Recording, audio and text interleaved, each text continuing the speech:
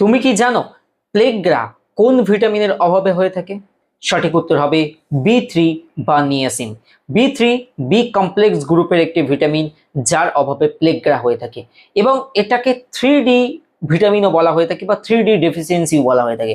3D মানে তিনটে রোগ যারা ডি দিয়ে শুরু হয়: ডায়রিয়া, ডিমনেশিয়া অ্যান্ড ডার্মাটাইটিস। তো ভেরি ইম্পর্টেন্ট, কম্পিটিটিভ এক্সামের জন্য আসে এই 3D ডেফিসিয়েন্সি কোন ভিটামিনের কারণে বা কিসের পূর্ব লক্ষণ। তো সেটা নিয়াসিন হতে পারে বা ভিটামিন বি3 হতে পারে।